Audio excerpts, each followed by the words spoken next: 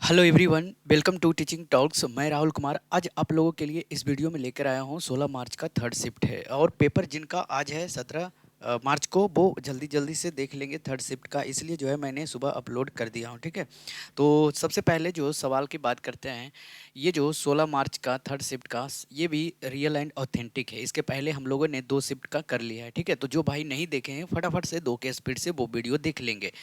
इसमें क्या है खास, इसमें जो है एमसीक्यू टाइप नहीं होगा, अब भागना मत। ठीक है, ये इसमें एक अच्छी बात है कि आपको उससे रिलेटेड फैक्ट जो सवाल आए हैं, ठीक है, तो क्या पता जो आज पूछा गया है इसके पहले और उससे अगल बगल वाले सवाल जो है पूछ लिया जाए, इसलिए जो है पूरा कंसेप्ट बताता हूँ। ठीक है, तो जैसे कि समुद्रगुप्त है तो पूरा जो है उनका जो भी प्रयाग प्रस्ती इलाहाबाद स्तंभ जो भी है सारे का डिटेल से पढ़ेंगे, उनके दरबारी कवि कौन कौन थे। ठीक है, तो इस तरह से सवाल रहेगा भाई। ठीक है, तो आपको भागना बिल्कुल नहीं है, ये नहीं है कि एमसीक्यू नहीं है तो मुझे देखना नहीं है, तो मैंने इस तरह से लेकर आया हूँ ताकि आपको जो है पूरा डिटेल से, जैसे कि संयुक्त बैठक अनुच्छेद 108 यूनियन लिस्ट के बारे में पूरा दम बता देना है, अनुच्छेद सारे जो है पढ़ लेना है। ठीक है, तो चलिए जो है सबसे पहले इतिहास में गुप्त काल आया था, 1857 की क्रांति, बाध्य यंत्र, क्षेत्रीय कला, राज्य व्यवस्था से सवाल जहाँ अनुच्छेद से था, न्यायालय पदानुक्रम से था, नवीनतम अधिनियम, भूगोल से सवाल था, भूमध्य रेखा, पड़ोसी देश, कृषि उत्पादन, करंट अफेयर से वैश्विक समझौते थे, डब्ल्यूएचओ समिट, तकनीकी,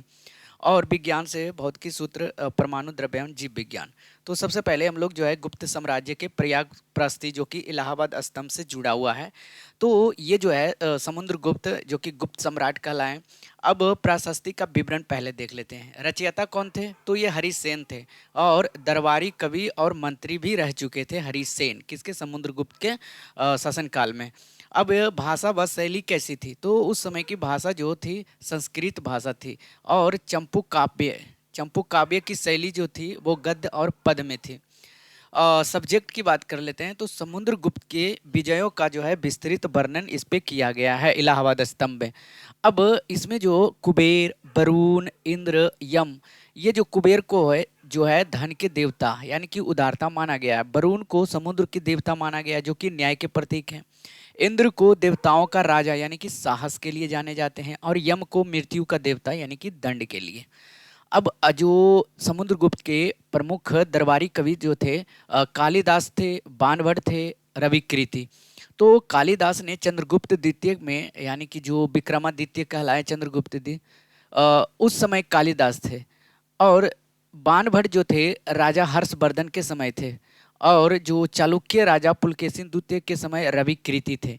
तो सबने रचना किए थे। ठीक है, तो जो कालिदास की रचनाएं थी जैसे कि अभिज्ञान शकुंतलम, मेघदूतम, चंद्रगुप्त द्वितीय के बारे में लिखा होगा, विक्रमादित्य इन्हीं को कहते हैं। बाणभट्ट की रचनाएं हंस चरित और कादम्बरी जो कि राजा हर्षवर्धन के लिए था। रवि कृति के रचना जो थे एहोल अभिलेख, जिसमें कि चालुक्य राजा पुलकेशिन द्वितीय के बारे में था। तो ये हो गया गुप्त साम्राज्य का टोटल डिटेल। अब 19वीं सदी के प्रमुख विद्रोह एवं आंदोलन के बारे में समझेंगे। तो देखो 1857 सभी को पता है कि जो है क्षेत्र से यानी कि स्टार्ट हुआ था।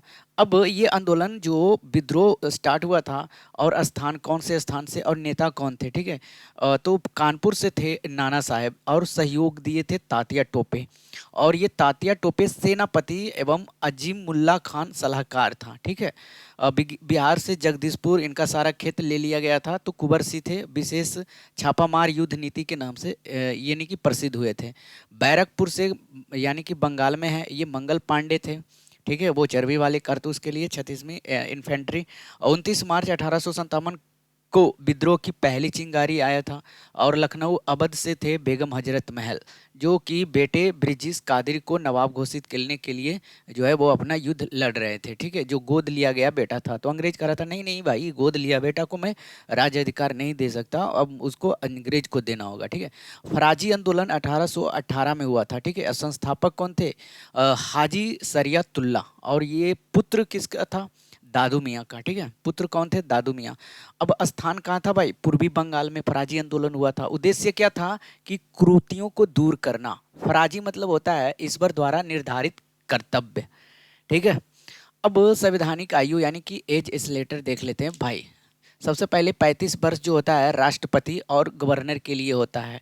अगर आपसे पूछ लिया जाए कि राष्ट्रपति और गवर्नर के लिए एज कितना है, 35। सबसे बुढ़ऊ लोग यही लोग हैं, ठीक है, जो राष्ट्रपति हैं और राज्यपाल बुढ़ऊ लोग हैं।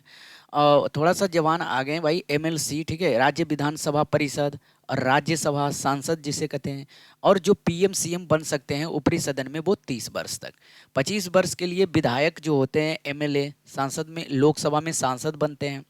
तो यहाँ पे कंफ्यूज मत होना, देखो 30 जो था राज्यसभा में था, राज्यसभा का संसद बनेगा, और 25 जो था ये लोकसभा का संसद बनेगा, ठीक है, ये ध्यान देना, ठीक है। राज्यसभा थोड़ा बुढ़ऊ लोग होता है, नीतीश कुमार राज्यसभा ज्वाइन कर रहे हैं। पंचायती राज्य संस्थाएं एवं नगर निकाय चुनाव, ये 21 वर्ष तक के लड़ाई कर सकते हो, ठीक है, और 18 वर्ष में मतदान का अधिकार हो जाता है। ये 61वें संविधान संशोधन द्वारा 21 से 18 कर दिया गया था।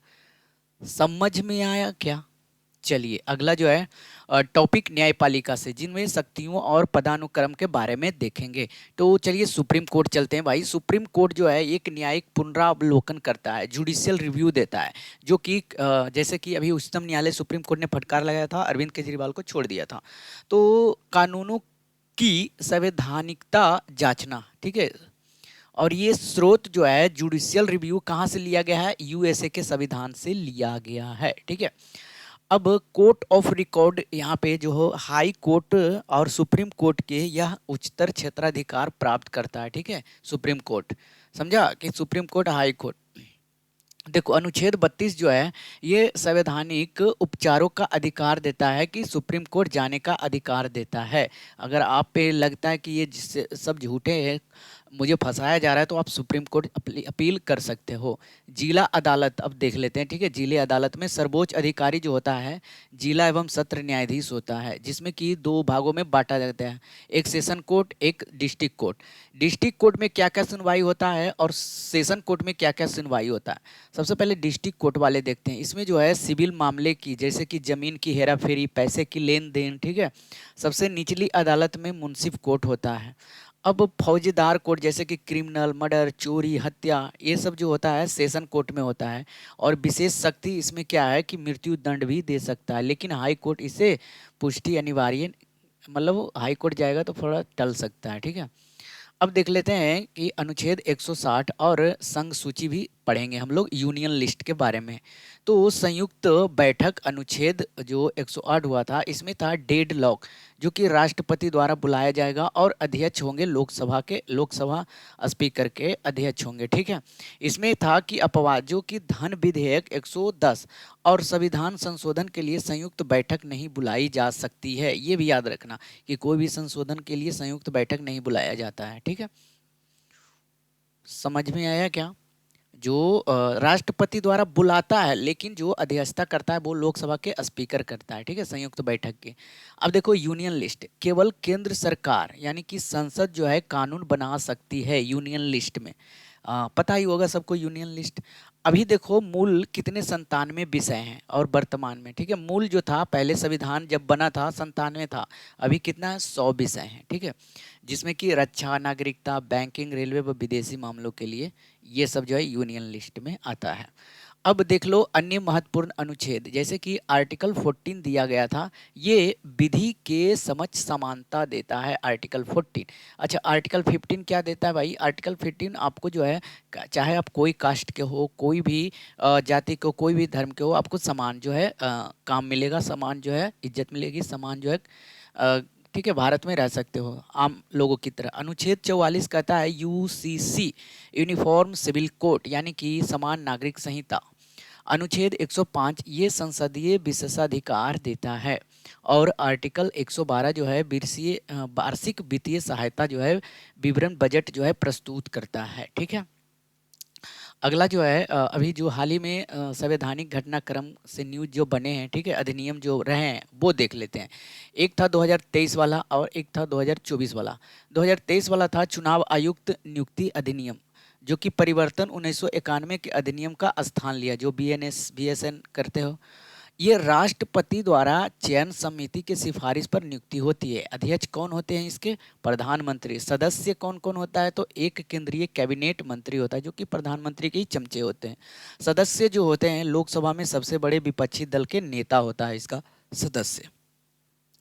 तमिलनाडु राज्य बनाम राज्यपाल मामला क्या था कि अनुच्छेद 200 के तहत, ठीक है, विधेयकों पर जो है राज्यपाल की स्वीकृति रहनी चाहिए थी। बट सुप्रीम कोर्ट के एक ऐतिहासिक निर्णय हुआ जहां राज्यपाल जो है एब्सोल्यूट बिट्टो, ठीक है, एब्सोल्यूट बिट्टो या पॉकेट बिट्टो का उपयोग कर विधेयकों को अनिश्चित काल तक नहीं रोक सकता है। ठीक है, ये कहा गया। समय सीमा 1 से 3 महीने के भीतर निर्णय लेना अनिवार्य कर दिया गया और लंबित जो है 10 विधेयकों की स्वीकृति मान लिया गया है। अगर 10 विधेयक साइन कर देगा तो उसे लंबित कर दिया जाएगा। ठीक है, अब ज्योग्राफी से सवाल देख लेते हैं कि ग्लोबल ज्योग्राफी, भूमध्य रेखा 0 डिग्री इक्वेटर, और जो कि 3 महाद्वीप और 13 देशों से गुजरती है, जैसे कि दक्षिण अमेरिका, अफ्रीका, एशिया। यूरोप में कौन कौन हो जाएगा भाई?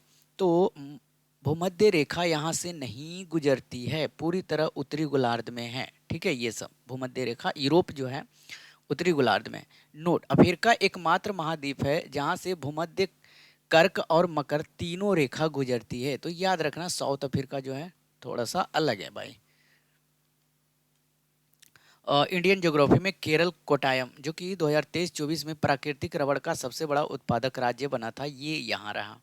पूर्वी हिमालय की बात कर लेते हैं कि यहाँ ऊंचाई में सबसे अधिक आर्थिक विविधता मिलती है।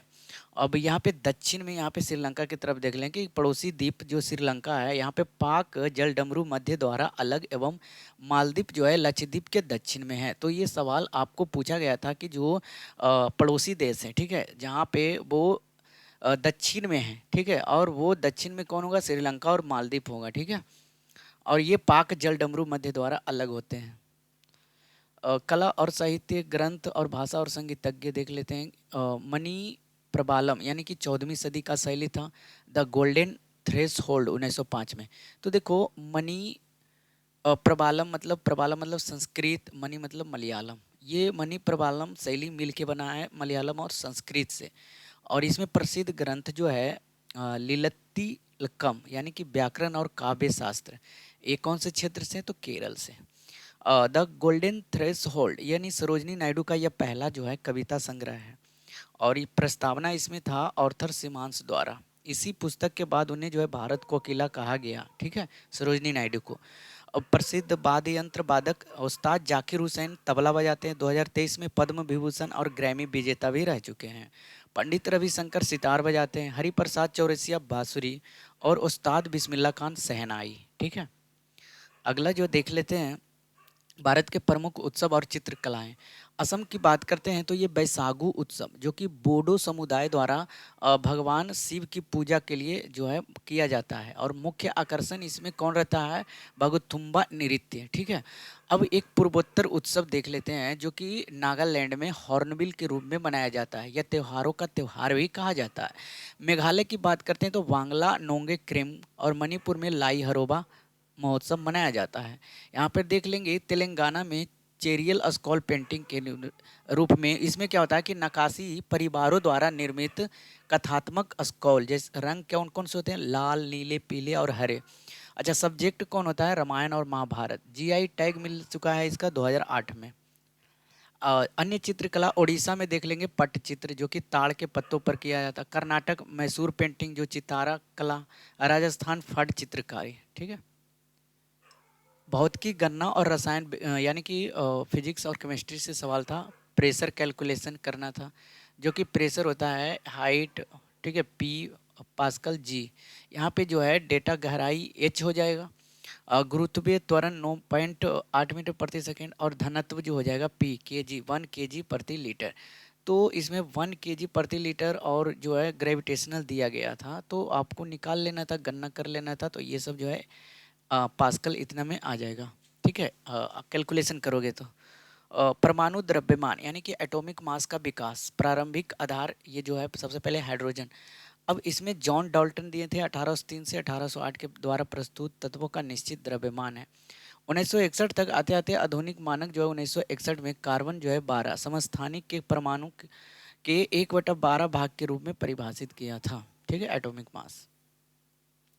यहाँ पे देख लेंगे मेंडल का एक संस्करण यानी कि मोनोहाइब्रिड क्रॉस जो कि 75% प्रभावी लंबे और 25% प्रभावी बौने होते हैं। ठीक है, ये मोनोहाइब्रिड, ये F2 पीढ़ी का दृश्य रूपानुपात होता है। फोनोटाइप रेशियो कितना होता है?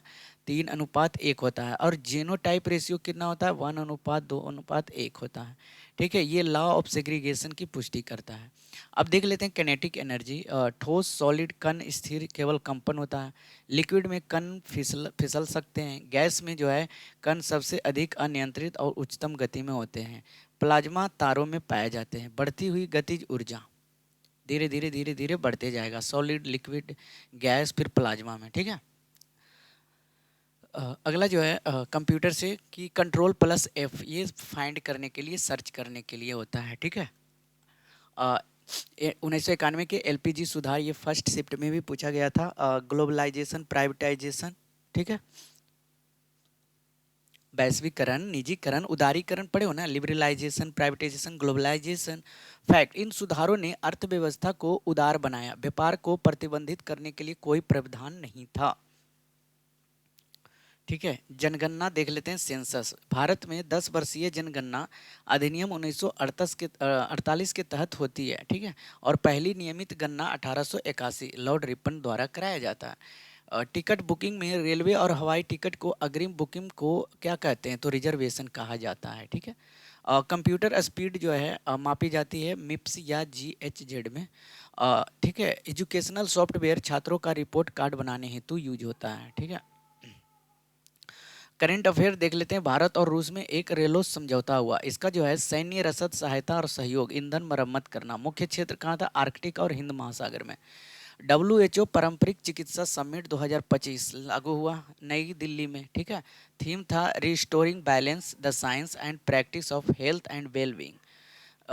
ब्लू स्काईज पहल, उद्देश्य वायु प्रदूषण कम करना। ठीक है, UNEP द्वारा दिसंबर 7 सितंबर को नीले आसमान के लिए स्वच्छ हवा।